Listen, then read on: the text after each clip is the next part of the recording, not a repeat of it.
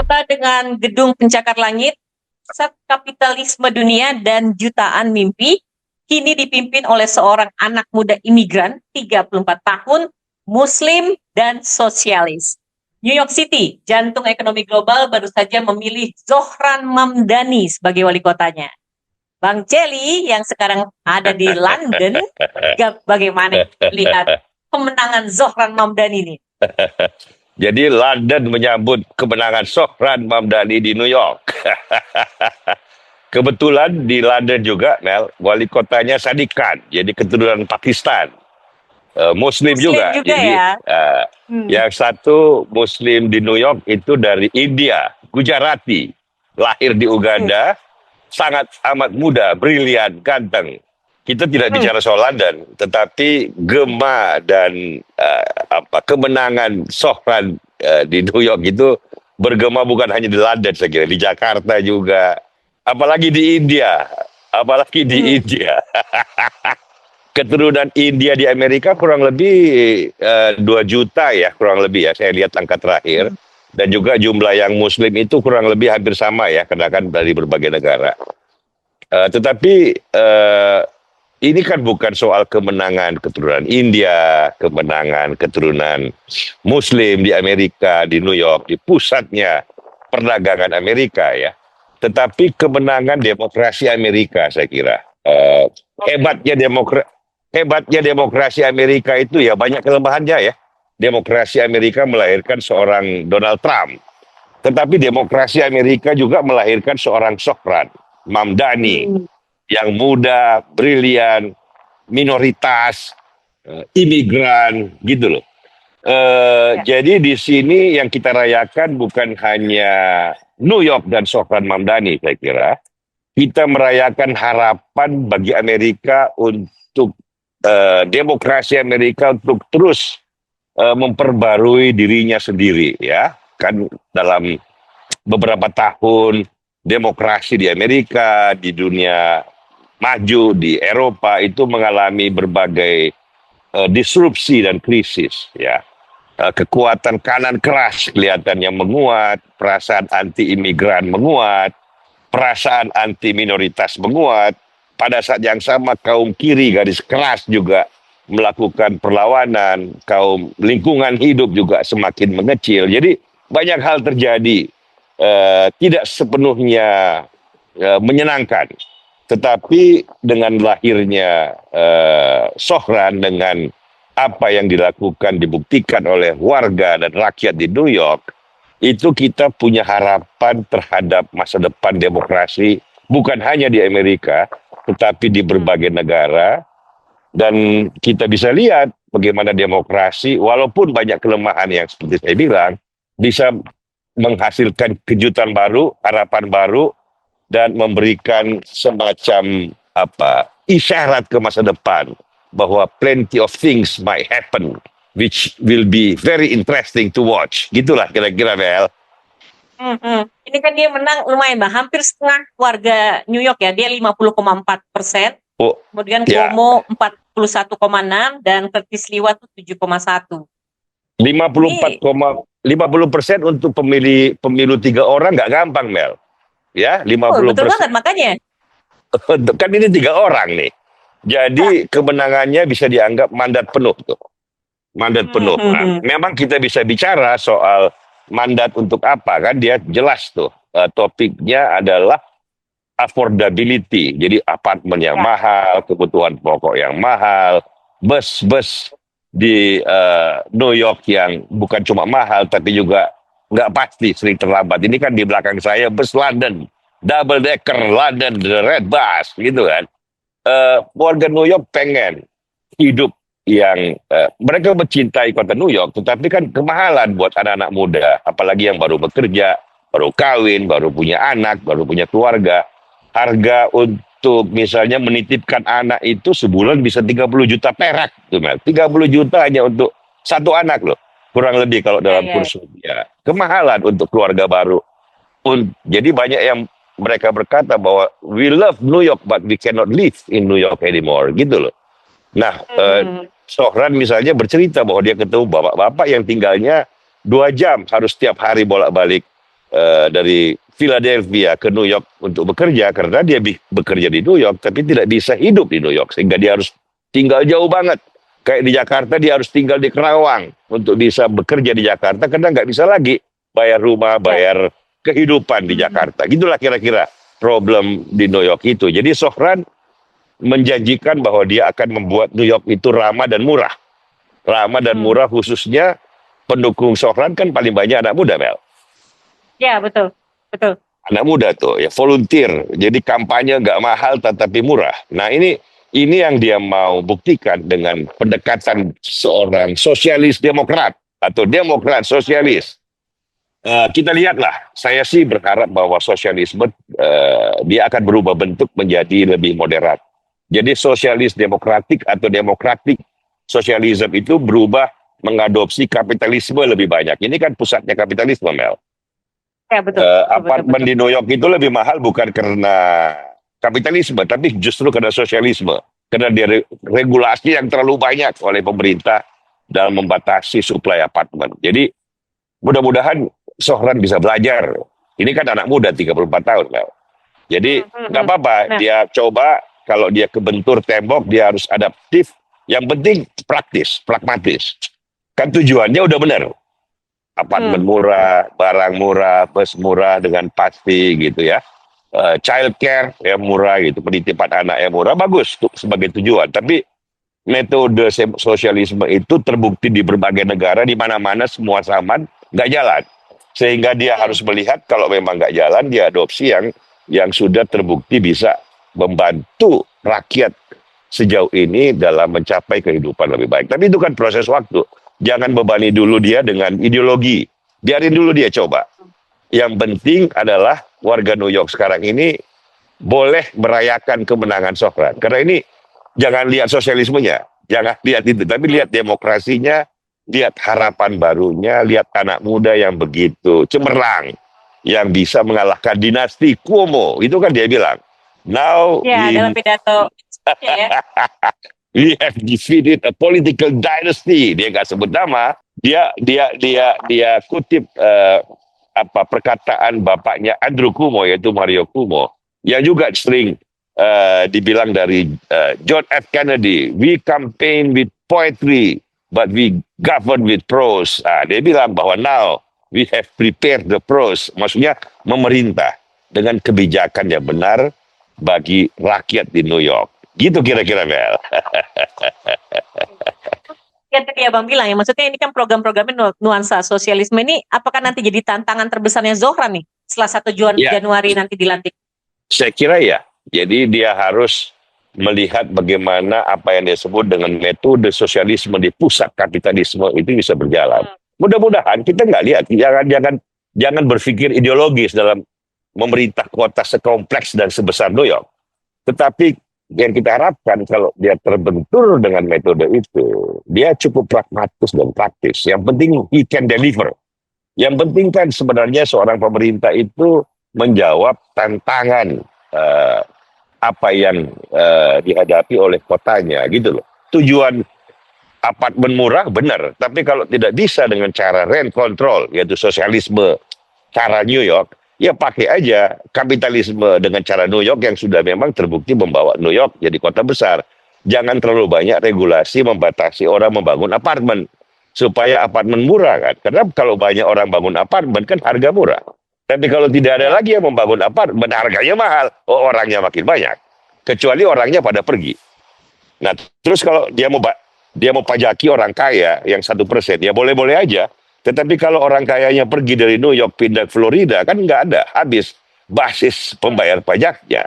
Jadi dia harus pragmatis, ya kan? Jangan sampai justru sumber pajaknya malah pindah ke state yang lain, gitu loh. Nah, malah buntu sendiri. Nah, tapi itu proses waktu, Mel. Yang paling menarik sekarang orang lihat adalah bagaimana Donald Trump ini.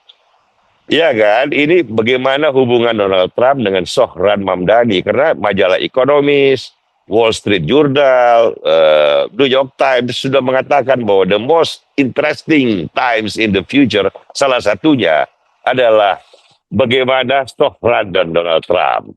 Nah, itu kira-kira apa namanya, orang kalau ekonomis bilang the most dramatic political battle in the future is going to be between Donald Trump and Sohran Mamdani, Presiden Amerika dan Wali Kota New York. Wali Kota New York. Dahsyat nih Mel, dahsyat. Very interesting times in the future gitu. Very interesting times ahead. Gitu Mel. Sebelum kita lanjut Bang, ada satu informasi penting juga nih buat teman-teman Freedom nih. Di jantung Jakarta, bukan di jantung kapitalisnya dunia, di New York. Di jantung Jakarta. Tepatnya di Wisma Bakri, Jalan HR Rasuna Said, ada perpustakaan umum yang bisa jadi oase bagi para pencari ide. Ini tempatnya nyaman, dingin, koleksi bukunya lengkap dan selalu up to date, mulai dari ekonomi politik, demokrasi liberal, sosialisme, sampai teori sosial modern, dan yang paling penting adalah gratis. Gratis baca buku-buku demokrasi Eropa, demokrasi Amerika, sejarah Eropa dan Amerika, sejarah demokrasi, filsafat demokrasi, teori demokrasi. Bagus banget tuh Mel. Bagus banget Mel. Bagus banget. Di mana matangnya demokrasi Amerika hingga saat ini. Saat yang tepat untuk mendalami demokrasi sekali lagi. Kita lanjut ya.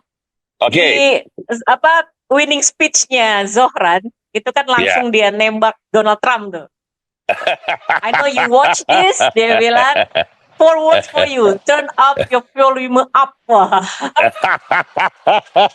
Jadi dalam pidato kemenangan dia kan acceptance speech itu Bel, asik banget tuh, seluruh dunia tuh, dan saya lihat di mana-mana dipotong di TikTok atau di sosial media disebar tuh sama berbagai macam orang bahwa I know Mr. Trump, you are listening. I have 4 words, 4 kata buat kamu. Gedein volume TV-mu. Lo dengar gua terus nih, lo hati-hati lo, gitu lah kira-kira. Itu karena sebelumnya kan Trump sudah ajar dia juga kan, dia mendukung Cuomo kan, dia bilang I know. Cuomo dia nggak kan? Sliwa ya, dia justru endorse Andrew Cuomo. Betul, padahal Sliwa itu kan Republikan, Cuomo Demokrat, tapi dia bilang I know Andrew Cuomo is a bad Democrat, but I rather support bad Democrats dan the komunis gitu loh. Dia langsung bilang komunis. Dan Trump bilang, I am more handsome, good looking than Sohran Mamdani. Kurang ajar gak? Ya kalau banyak orang pasti Sohran Mamdani lebih ganteng dong. Nah, tapi itu prelude terhadap apa yang di Economist ya, majalah yang terkemuka ini mingguan, yang berkata bahwa the most interesting and important political drama in the future, in the coming years adalah bagaimana Sohran dan Trump berhubungan dan saling berposisi politik terhadap satu dan lainnya. Karena jangan lupa budget kota New York itu ya seperti juga di Jakarta kan, ada sumbangan dari pemerintah federal. Kurang lebih 10% lah, kurang lebih 8 miliar dolar, 7 miliar dolar dari budget New York yang 100 miliar dolar, gitulah kira-kira. 1.700 triliun kira-kira Mel. Kalau Jakarta kan 100 triliun budgetnya kira-kira. Ini hampir 20 kali lipat budget Jakarta. Nah, 10%-nya itu dikontribusi oleh pemerintah federal yang dipimpin oleh Trump. Kemudian Trump juga kan di mana-mana kan, di Los Angeles, di Chicago dia mengirim pasukan National Guard dan ICE yang sweeping kaum imigran itu loh. Imigran ya. Nah itu kan Sohran dan pendukungnya pasti akan coba bagaimana menghadapi presiden kayak Trump ini yang baru sepanjang sejarah Amerika nih berhubungan begitu adversarial dengan para pemimpin lokal di berbagai daerah ya, termasuk di New York, di Chicago, di California gitu loh. Nah, Sohran kan sudah berkata dalam pidato acceptance speech-nya itu Mel, dia bilang if Donald Trump wants to get any of us, he has to go through all of us gitu loh.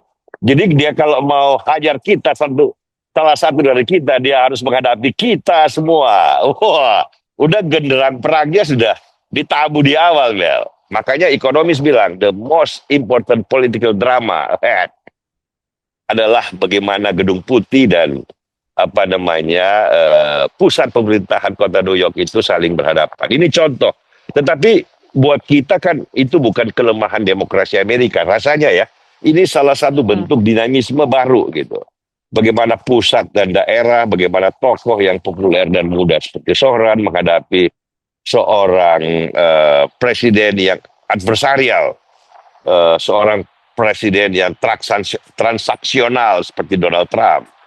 Kan kita sudah membahas Donald Trump dalam perannya kemarin di Asia, di Timur Tengah, yang ada positifnya, suka apa tidak suka, ada positifnya dalam mencoba mendorong perdamaian di Palestina misalnya.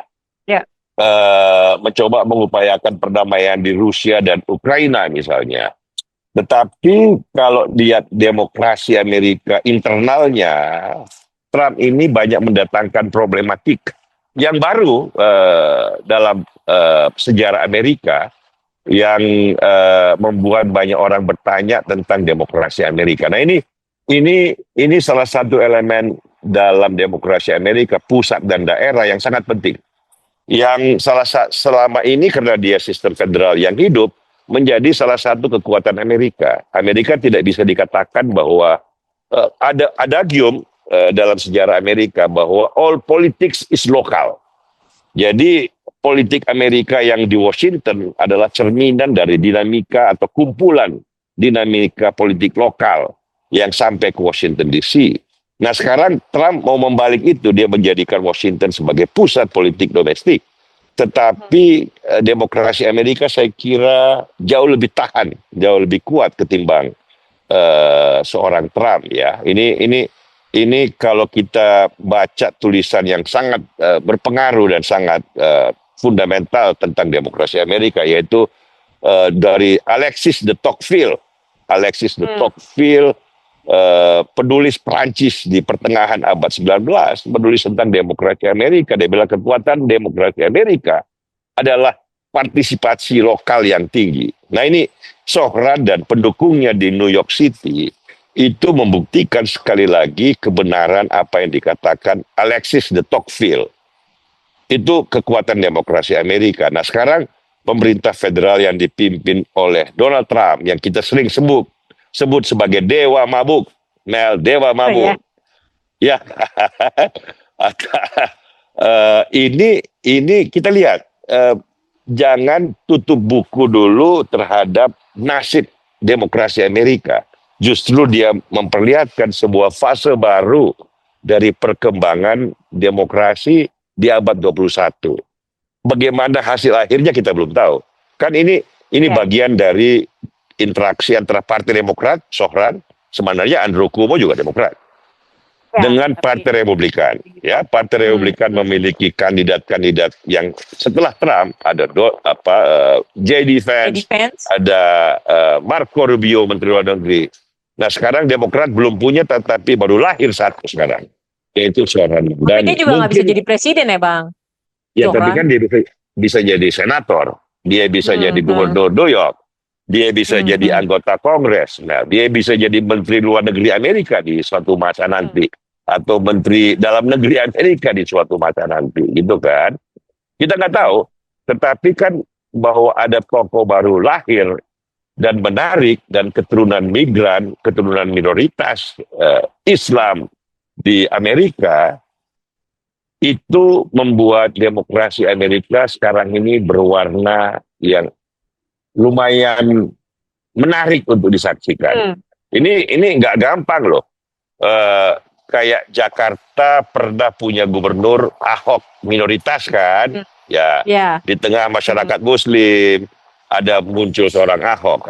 Itu kan orang berharap bahwa demokrasi Indonesia menuju pada tingkat kematangan tertentu. Nah, demokrasi Amerika yang sudah berumur 250 tahun baru pertama kali ini ada wali kota di New York City, kota paling pentingnya Amerika Serikat, ya, di mana orang seperti Sohran mungkin. Ini kan banyak Yahudi di New York banyak kaum imigran yang luar biasa kayaknya gitu. Itu ya kompleks sekali kotanya, Mel. Bukan cuma gedung-gedungnya yang tinggi, tapi kompleks kotanya, politiknya kompleks sekali dan banyak sejarah yang penting di New York. Nah kita in terkesima dengan Hmm. gejala baru yang muncul di New York City. Tentu saja kita dari London, dari Nusantara, dari Jakarta berharap all will be well in New York. Gitu loh. Kita berharapnya kan itu dulu sekarang. Bagaimana perjuangan Ya, ya. politik Sohran berubah dari demokratik sosialis barangkali menjadi demokratik kapitalis barangkali, kita nggak tahu. Tetapi Ya, ya. yang penting he has to deliver his promises. Itu penting banget tuh. Dia sudah Ya, berjanji ya. akan mengendalikan harga. Mudah-mudahan Mel, mudah-mudahan dia sukses. Nah, satu pertanyaan lagi Bang sebelum kita Ya, oke. tutup nih. Ini dilihat dari Partai Demokratnya kan belum ada figur Ya, yang menonjol lah sampai saat ya. ini gitu loh. Tapi melihat nih sayap Demokrat Sosialis nih sebagai masa depan partai, apa cuma faksi sementara nih untuk Partai Demokratnya Amerika sendiri? Sebenarnya elemen sosialisme di Amerika sudah cukup jauh sejak Roosevelt, tetapi tidak dikatakan sebagai sosialisme. Lebih ke demokratik kapitalisme, mengadopsi dari krisis ke krisis, bagaimana pasar dan pemerintah, bagaimana government and bureaucracy mencoba mengatur pasar dan ekonomi supaya lebih produktif dan lebih maju dan tumbuh cepat. Itu kan sudah diadopsi, tapi tidak dikatakan sebagai elemen sosialisme. Nah, ini kan slogan, jangan terbentur, jangan terpaku pada slogannya, tetapi lihat apa yang bisa dilakukan in practice. Misalnya harga apartemen, bisakah dikendalikan dengan cara apa? Dia bekukan dulu harga 2 tahun, kemudian dia atur regulasinya. Atau misalnya dia mau coba bikin kios, bikin supermarket yang dimiliki oleh pemerintah kota. Berhasil nggak menawarkan harga murah yang langgeng, yang stabil? Kalau enggak ya beralih gitu loh, jangan terpaku pada metode bahwa hanya pemerintah dan pengendalian harga yang bisa membawa kesejahteraan. Tetapi jangan-jangan sebagaimana sudah dibuktikan oleh New York sendiri, kapitalisme dan pasar dan kebebasan, yang paling penting kebebasan yang bisa membawa kesejahteraan jangka panjang. Nah, di situ saya percaya Sohran yang begitu muda, 34 tahun, sangat terdidik, sangat cerdas dan memukau, bisa beradaptasi. Kalau kebentur tembok, ya sudah cari jalan yang lain. Yang penting kamu mengarah dan berjalan untuk mencapai tujuanmu bagi rakyat New York. Itu yang penting. Kalau itu dia lakukan, dia akan tumbuh sebagai politisi yang hebat di Amerika. Sekarang juga sudah hebat, tapi kan dia masih muda. Jalannya masih panjang. Ya, pada saat dia berumur 40 tahun, 50 tahun, kita berharap dia menjadi salah satu politisi terpenting di Amerika yang membawa akal sehat, common sense, kebersamaan, penghargaan pada kaum minoritas, sekaligus penghargaan pada kebebasan bagi semua orang Amerika.